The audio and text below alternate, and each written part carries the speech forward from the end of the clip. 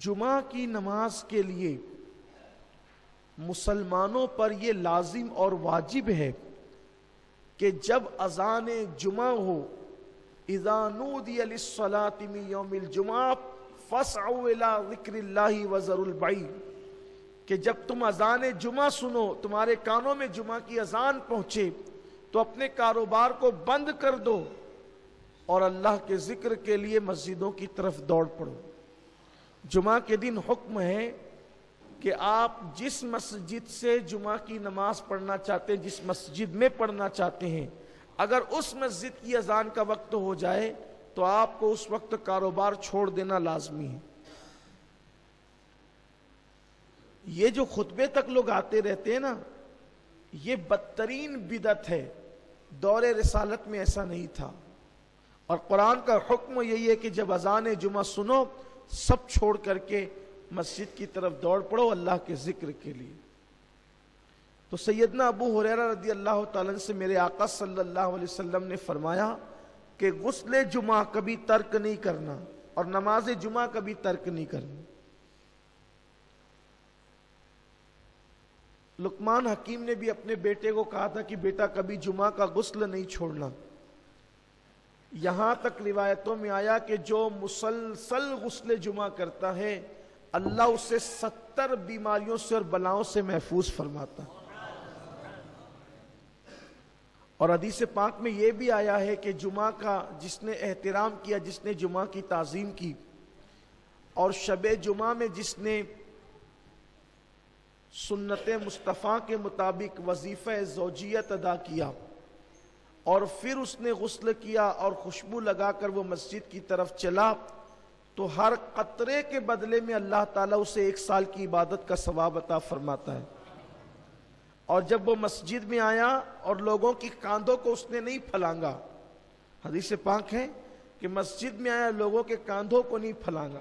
لوگوں کے کاندھوں کو نہیں پھلانگے کا مطلب یہ ہے کہ لوگ بعد میں آتے ہیں اور آگے آگے گھسنے کی کوشش کرتے ہیں، یہ بھی منع کیا گیا ہے۔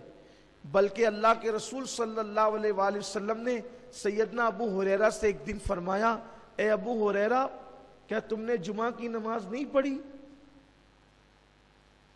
حضرت ابو ہریرہ نے عرض کی یا رسول اللہ میرے ماں باپ آپ پہ قربان، میں نے تو جمعہ آپ کی اقتدا میں آپ کے پیچھے پڑھا ہے۔ پھر سرکار علیہ السلام نے فرمایا ابو ہریرہ کیا تم نے جمعہ کی نماز نہیں پڑھی؟ پھر اس کی حضور میں نے تو آپ کی اقتدا میں جمعہ پڑھی۔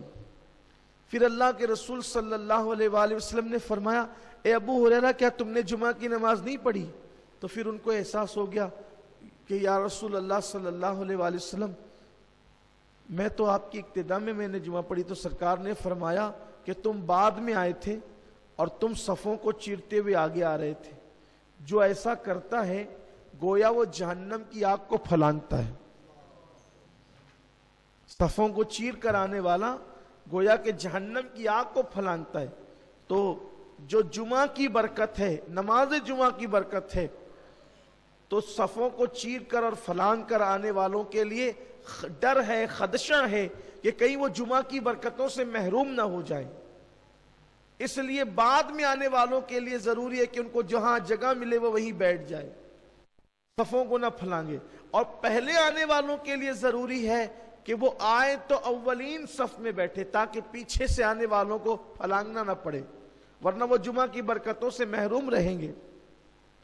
لوگ جو ہے وہ آتے ہیں پیچھے بیٹھتے ہیں، اپنی سہولت سے بیٹھتے ہیں، دیوار کا ٹیک لگا کر کے بیٹھتے ہیں، لوگوں کی پوزیشن یہ ہوتی ہے۔ تو اس لیے جب جمعہ کی نماز کے لیے آؤ تو صفوں کو پھلانگ کر مت آؤ، جہاں جگہ ملے وہیں پر بیٹھ جاؤ، اور جو پہلے آئے وہ آگے آ کر کے بیٹھے۔ اللہ کے رسول صلی اللہ علیہ وآلہ وسلم نے فرمایا کہ اگر لوگوں کو پہلی اور اولین صفوں میں بیٹھنے کی فضیلت معلوم ہو جائے، لوگوں کو پہلی اولین صفوں میں بیٹھنے کی فضیلت معلوم ہو جائے تو لوگ مسجد میں قرآن اندازی کرنے لگے کہ پہلی صف میں کون بیٹھے گا، اور بلکہ یہاں تک فرمایا کہ لوگ مسجد میں تلوار نکالیں گے پہلی صف میں بیٹھنے کے لیے اگر ان کو صف اول میں بیٹھنے کی فضیلت پتہ چل جائے۔ لیکن یہاں تو حال ایسا ہی ہے کہ لوگ مسجدوں کے اندر اپنی طرز پر آتے ہیں، اپنی طرز پر بیٹھتے ہیں، اولین بیٹھو۔ بلکہ جب خدا کی رحمت اترتی ہے نماز کے اندر، نماز با جماعت میں، تو پہلے وہ امام پر اترتی ہے۔ سب سے پہلے اللہ کی رحمت حالت نماز میں جو اترتی وہ امام پر اترتی ہے، پھر جو صف امام کے قریب ہوتی ہے اس پر اترتی، پھر جو اس صف سے قریب ہوتی ہے اس پر اترتی، پھر جو اس کے قریب ہوتی ہے اس پر اترتی، یعنی الگ ترتیب۔